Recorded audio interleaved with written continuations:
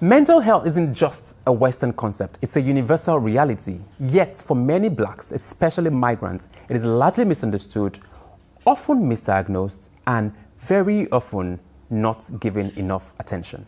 Our guest today, a psychiatrist with over 8 years of experience and 14 years generally in the medical field, helps us understand the subtle signs, the common triggers, and the challenges that come with migration, racial discrimination, and how they can affect our mental health. We talked about stress, about shame, about silence, and how to break the mental health cycle. If you've ever felt overwhelmed but didn't know what to call it, this episode of Lost in Transit will give you validation and help you understand better what is wrong and what you need to do. Ladies and gentlemen, welcome to Lost in Transit podcast. This is your professional champagne popper sushi sound. My name is Adedayo. My name is Mary. My name is Taiwan. My name is Tolu A. Akemi. I work as a financial health and support advisor. The author of Black Multiple. The Lion of Newcastle. I'm on the Lost in Transit podcast. Rah! The Lost in Transit podcast. Lost in Transit. Lost in Transit podcast. Ladies and gentlemen, welcome to another episode of the Lost in Transit podcast. Today, we are talking about something very crucial. So crucial to man's existence, especially to your existence. It's not about your physical health, even though I've got a doctor in the house. It's about your mental health. Some aspect of our existence that we hardly talk about, we as migrants shy away from.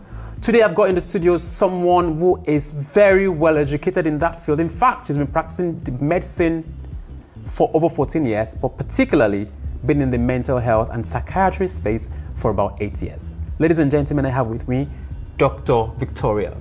Thank you so very much for being a part of this program today. It's so nice to be here. Absolutely. And when guests tell me it's so nice to be here, I feel like I'm doing something great. I feel like I've invited this like a table before me in front of my enemies. Yeah. Is that what it feels like right now? Yeah, like this is great. I follow, this podcast and I'm so privileged to be here today. Bless you. And we're privileged to have you here to share with us all that we need to know about mental health. And I say that because that's a topic that we often forget as migrants or as black people generally. We often forget to address, right? We think that all that we need is the sun to wipe away our tears, wipe away our sorrows, give us vitamin D, make us happy, and the dopamine and everything. We think that is all there is to being healthy. In fact, we think once you are able, strong to run, jump, and eat, you're fine. But we've come to realize over time that your health doesn't stop at your physical health. Your mental health is as critical as your physical health. Is that correct? Yes. Great. Yes. So if that then is the case, why do you think Africans do not talk about mental health as much? I think there's so many reasons why Africans don't take mental health seriously. Obviously, it's getting better now, but there's still a lot of stigma around mental health issues. And I guess one of the things that some of my friends tell me is that, look, I've not even got enough money to eat. Why would I be worried about my mental health? So like basic things, when you think about Maslow's hierarchy of needs, when you've not even met those basic things, you don't have that space to actually think about how can I improve my mental well-being. So I think those are some of the factors. And of course, education, information, access to good quality mental health care is something that a lot of people lack. So I think those are some of the factors responsible. Do you think it's a cultural thing that, we believe that if we pray, we believe that if we fast and cast and bind, we will be fine? I mean, if you are depressed, for example, or if you've got some mental health, conditions or scenarios, we believe so much in prayer to solve these things. But question is that us shying away from the reality of the essence of mental health, or is that us, disregarding this generally? I think definitely prayer has a role, spirituality has a role, but I think there's a lot of things that people don't understand about mental health. It's an illness, just like any physical illness is an illness as well, and it has treatment.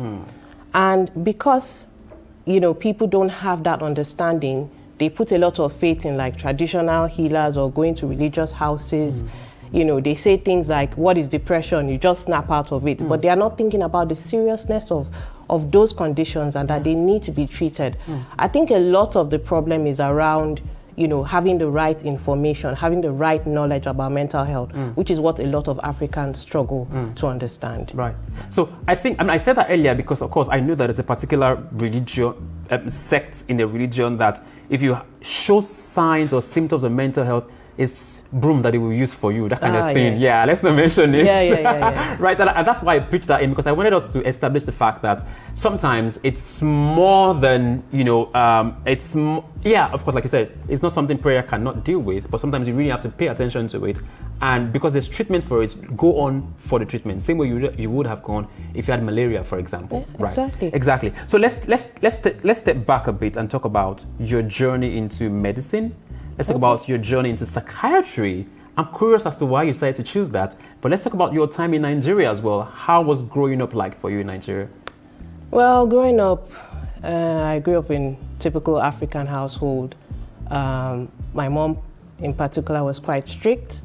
She was a teacher as well, so she expected a lot from us.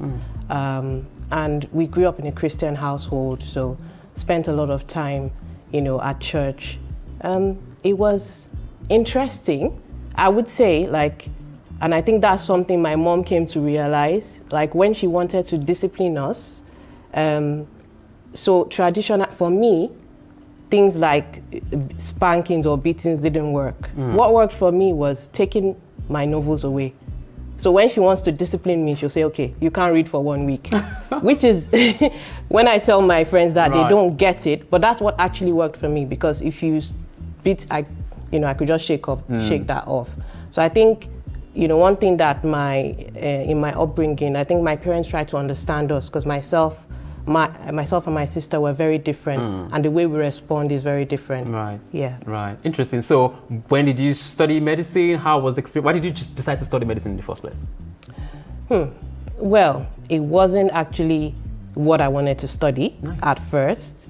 Obviously, as you know, African parents, they have a lot of influence over your career. And they're like, oh, you're doing very well in science, and I liked art. So I said I wanted to be a lawyer, and they said, no, lawyers are liars. I said, I wanted to go into media and journalism and stuff like that. And they said, no, those kind of people, they are too much in the spotlight, so they are so prone to temptation. I'm like, okay, so what do I do?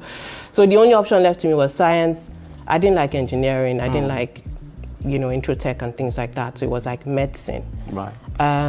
My dad is a doctor as well. So, but I didn't, he was in the surgical field, and I knew I wasn't interested in surgery. Even though they tried to guide me, by giving me gifted hands. And I read it, but I was like, no, this isn't for me. Right. And I think I read this book by Sigmund Freud. And yes, that's what interests. So I knew before at junior school, when I was going to SS1, I knew I was going to do medicine, and I knew I was going to do psychiatry. Right.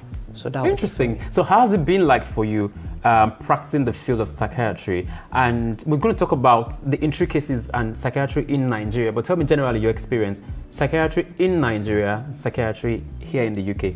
What are the differences? Wow, there's a whole load of differences between the two. In Nigeria, I saw patients coming to the hospital with, obviously mentally disturbed, mentally unwell. And once I tell the family that this is what is going on, they need treatment by a psychiatrist, they'll just tell me, thank you, they're going to take her to one church, There was one particularly educated, couple that came to see me, and which I then knew that many of the things I was reading that seemed to be more common in Western cultures were actually happening in Nigeria. This woman had hypochondriasis. What is that? So what this means is she felt that she had a physical illness. Right. She didn't know what it was, but she was so worried about it that she would go to different doctors.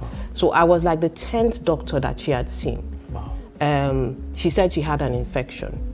Now she went to a questionable lab and they did some results, which it's what you see in every normal person. They don't have infections, but she was convinced that she had an infection, and she demanded for me to give her intravenous antibiotics for a non-existent infection. So I did try to speak to her. Then I tried to speak to the husband, because obviously she was so worried. She couldn't take what I was saying at that point. And I had a short consultation. So I said, this is what is happening to your wife. She has this.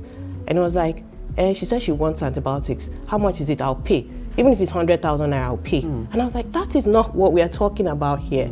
So obviously, like, my experience in Nigeria was that people didn't understand it.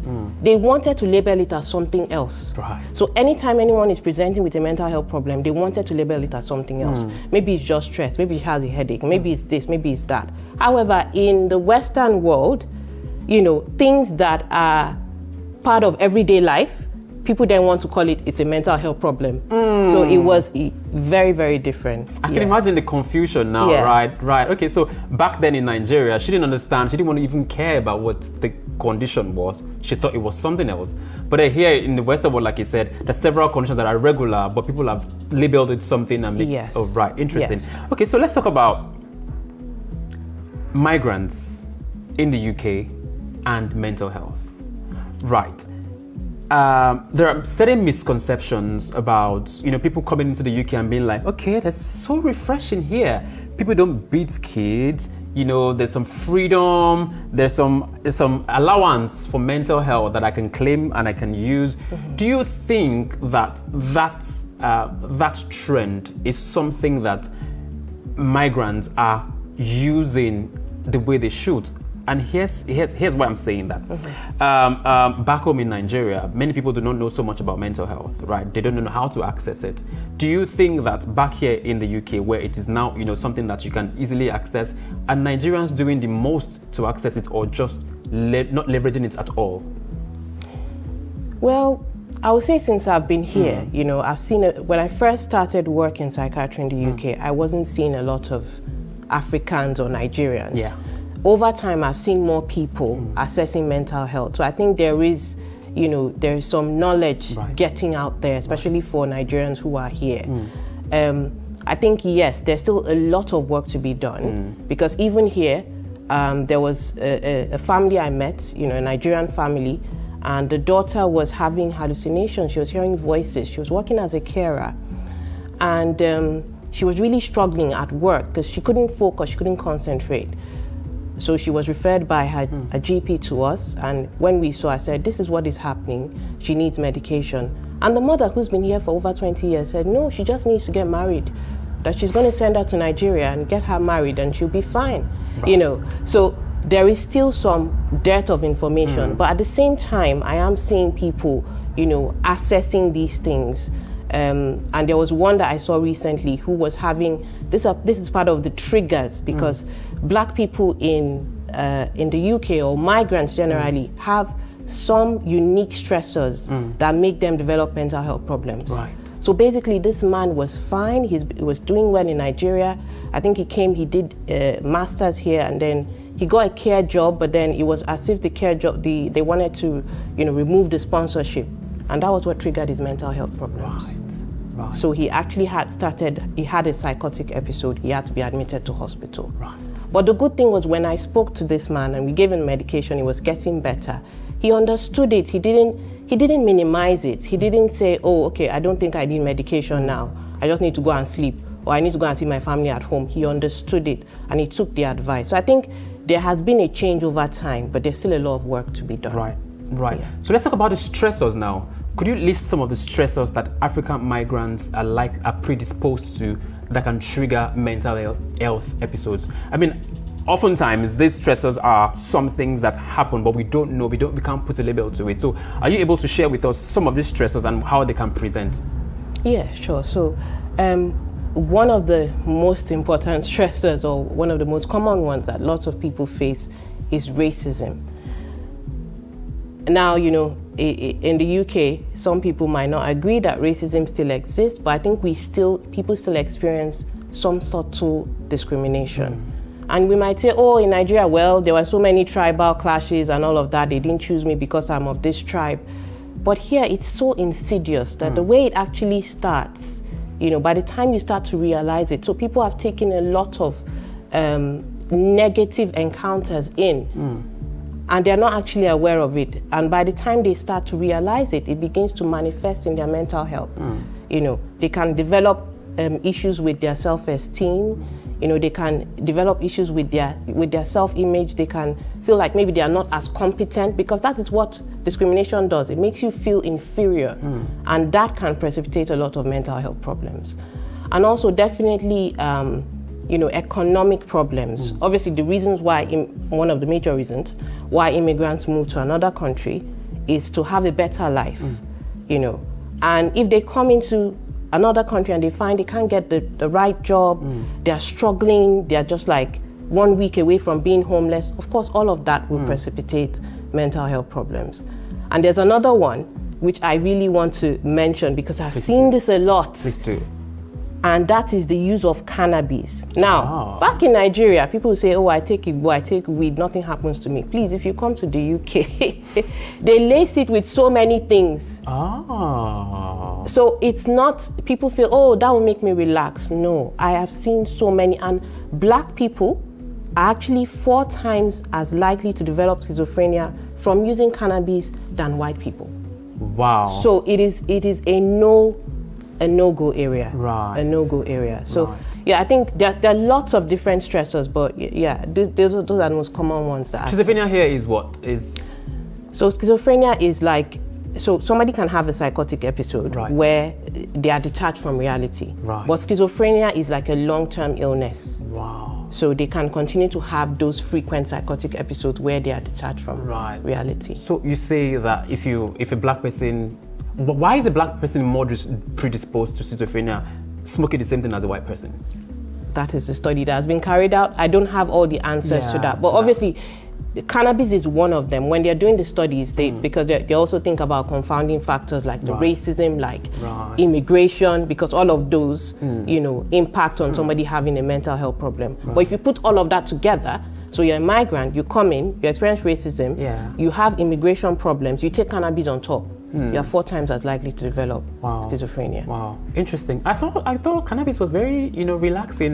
No, so it's not. No, it makes people paranoid. Most of the people I have seen in hospital, it makes them paranoid and makes them unwell. Right. Okay, so stop Igbo, technically, is it?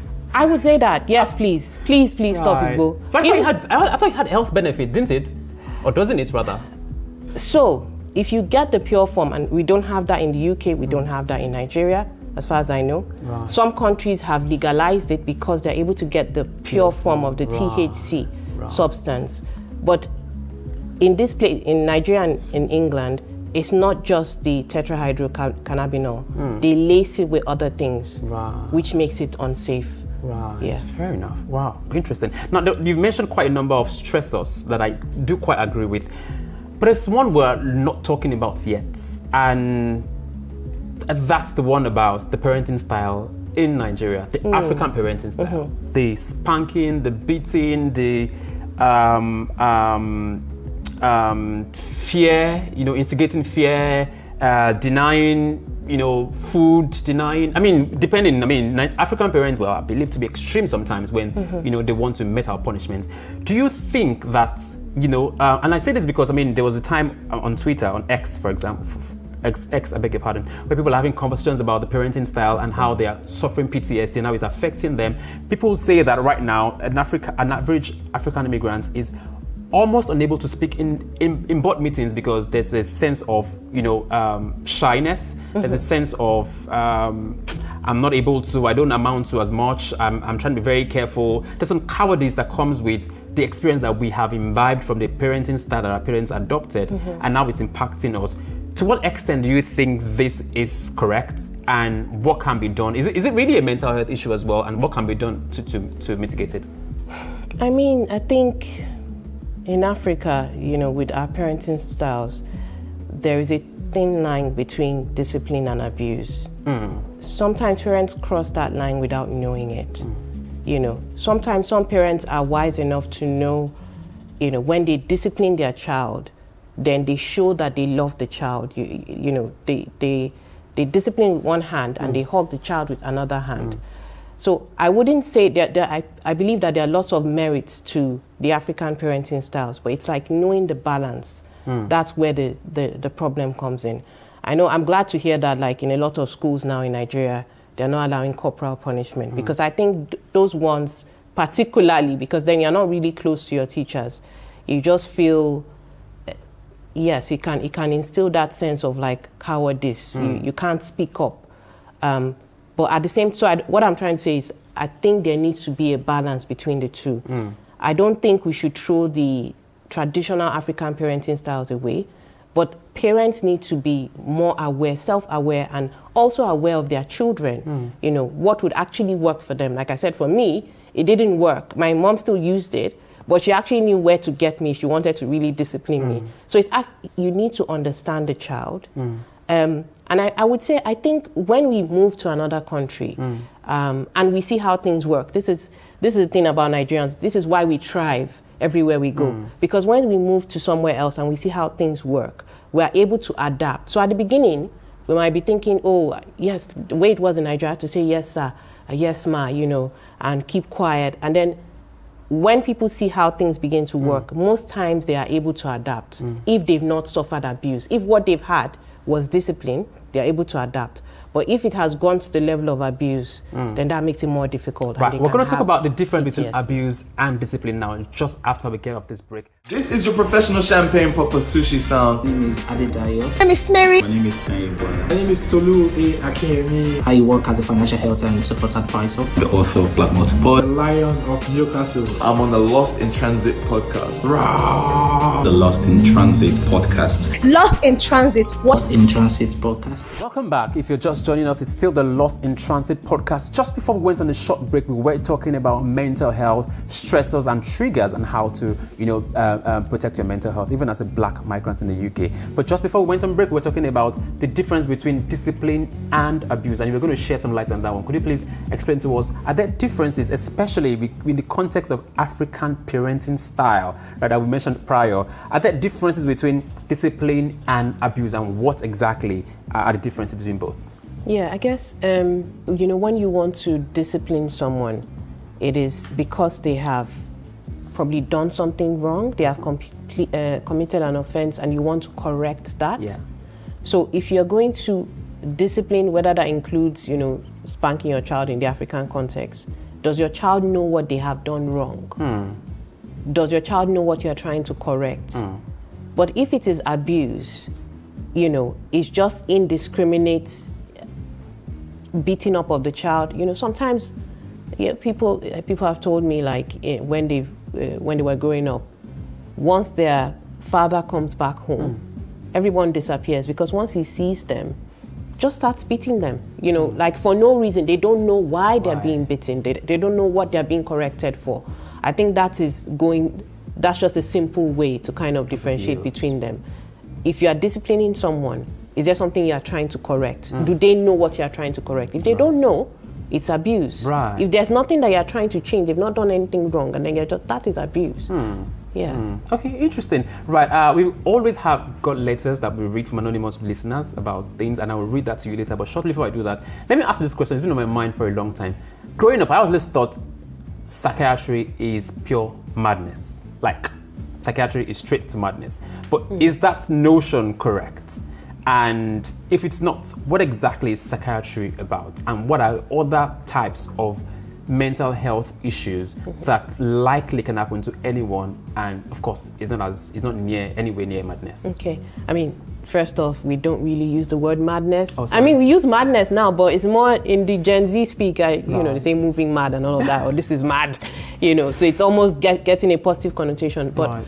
I guess when you were saying madness, you mean being detached from reality. But there are lots of mental illnesses in which someone can suffer and they are not detached from reality. There are things like post-traumatic stress disorder, there's depression, there's bipolar disorder, there are lots of different disorders, And I think one thing that we've not realized in Nigeria is that a lot of people have faced trauma. A lot of people have faced some levels of trauma, and that's where these kind of slogans come up, like no grief for anybody, they who day for you. That is a trauma response. Really? Because they felt like those people that they have tried to, if you try to allow people to, just take advantage of you in one way or the other, then you are lesser. But there are so many things in life. There are things that we need to allow. But because people have faced those kind of things, it's now a trauma response. Like, oh, no grief for anybody. They who day for you. But there are so many disorders that I think there definitely needs to be more education and knowledge spread about those kind of Right.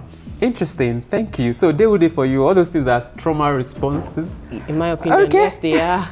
Right. So I'm going to read this letter now. It says, "Dear Japa Janti's team, I am my wife relocated to the UK 3 years ago, and she has just given birth to our second child, but the first one in the UK. Shortly after giving birth, I realized that her attitude towards me has changed, and even towards the newborn. She wants to be detached and wants nothing to do with the newborn. I thought this was strange, and I initially thought it was because there was no family member around. So I asked my mom to travel to us, and she's been with us for 3 months. There has not been any improvement whatsoever. Our GP suggests that she may be having post-traumatic syndrome from childbirth. I'm unsure if this is true or my wife is just playing a card. Please let me know, as I'm getting tired of the marriage."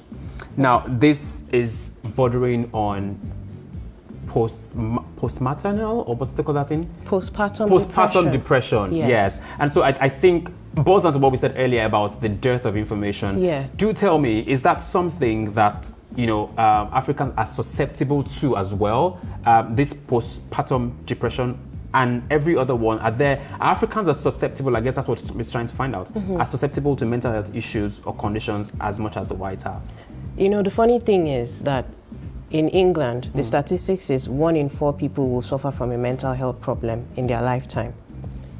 And in Nigeria, 1 in 4 people will suffer from a mental health problem in their lifetime. So there's actually no difference. Of course, how it manifests, the cultural manifestations are different, but there is no difference. We are as susceptible as the whites are to mental health problems, all of the mental health conditions. Including postpartum? Including postpartum depression. The thing I was talking about as trauma, because in Nigeria, obviously, because of the setting that we've been in, a lot of us have faced one kind of trauma or the other, from the government, from different sources. And one thing that when I came to the UK, I found interesting was that people who have faced a lot of difficulties in Nigeria and seem to have thrived and been okay, when they come to the UK and they face similar or even lower level of difficulties, they struggle. Now, and my theory for that is that everybody has an elastic limit. There is so much that you can stretch a person, and there'll be a point at which that elastic limit is exceeded. And that's when you begin to see this manifestation. But for postpartum depression, it's not something that is, very well understood by Africans, but it's quite common.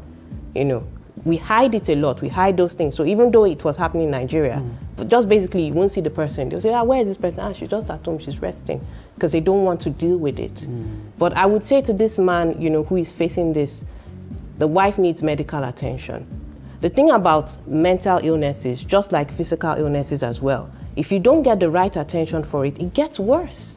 They are very, very, in England, perinatal mental health is a very big topic. It's a very big area because they've seen people that have had postpartum depression kill their children. Wow. And kill themselves as well. Commit double homicide. So it's something that nobody wants to happen. You never want to get to that point. And that's what I would say, that everybody who is facing or even thinks that they might be facing a mental health difficulty, get help early. Speak to your GP early. Speak to someone about it early enough. I had a saying as that we're only as sick as the secrets we keep.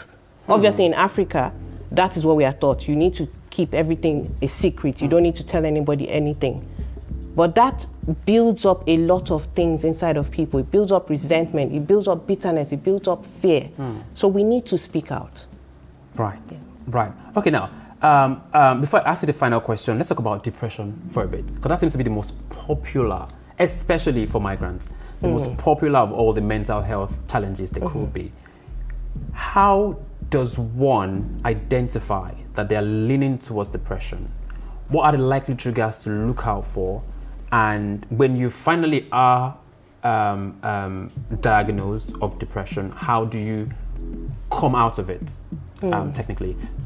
And just give some context. I imagine that this same depression also happens to Nigerians in Nigeria, despite how elaborate our lifestyle is, despite the over Owambes that we go to every Saturday, despite the abundance of the sun, you know. So how does an individual manage, you know, what are the triggers to look out for depression?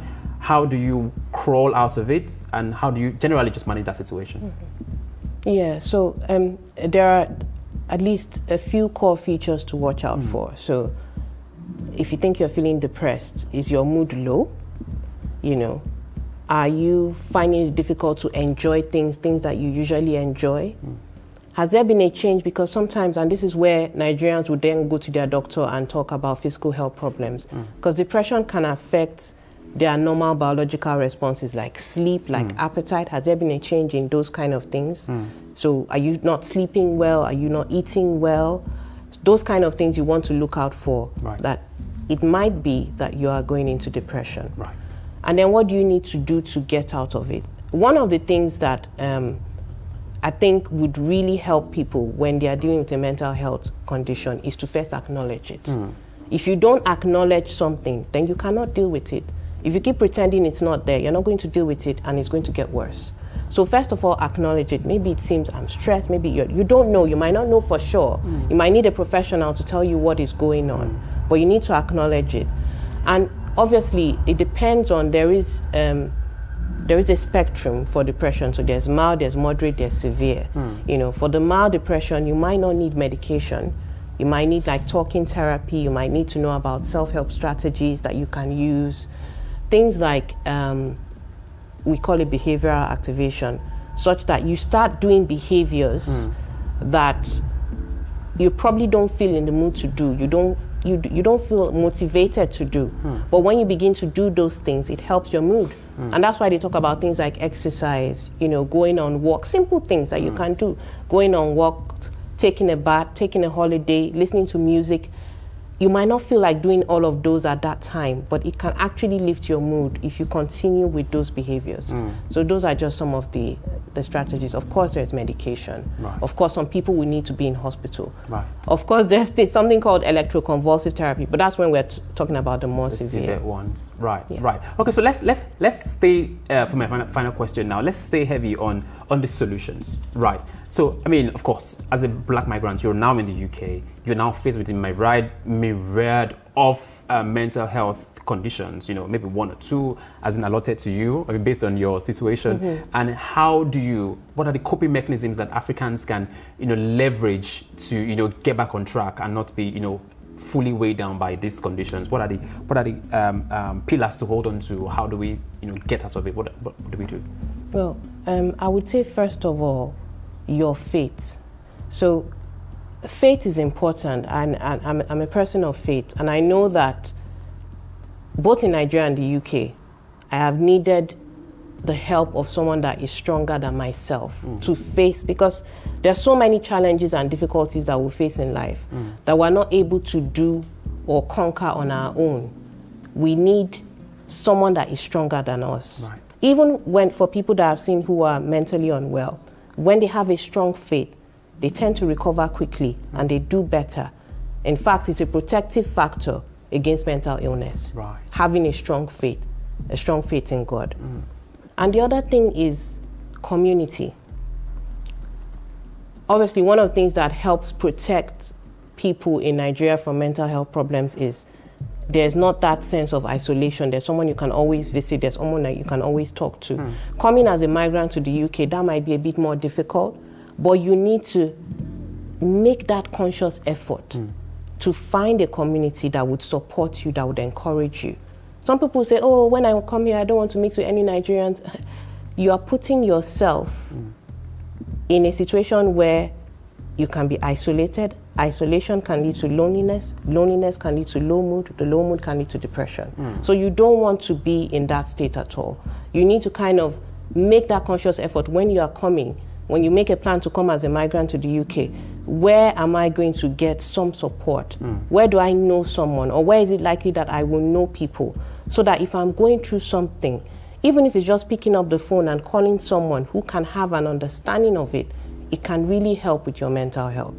And definitely, I'll say the last thing I think is very, very important is acknowledging that these things are there, that these things exist. Once you know that they exist and you begin to see any sign of them, seeking for help early. It would definitely help to prevent mental illnesses or mental conditions from getting worse or deteriorating. Great.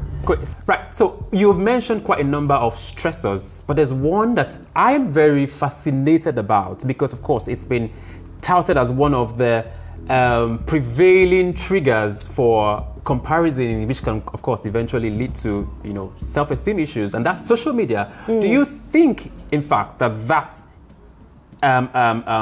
public opinion is correct, that social media in itself drives a lot of negativity that can eventually affect people's morale and self perception? Yeah, I guess there is some truth in that. Yes, social media can make people compare themselves or compare themselves with other people, and that can make them have a negative perception about themselves. But as a psychiatrist, one of the things I've seen that is very negative about social media is something called self-harming. So a lot of young people, when they want to deal with difficult emotions, they harm themselves by cutting. And then what they do is they upload this on social media, and then they form groups where all of them are cutting. People who are not even, they're not probably facing the same stressors. It's almost becoming a trend. So social media can, yes, set a lot of negative trends. There's that part of comparison.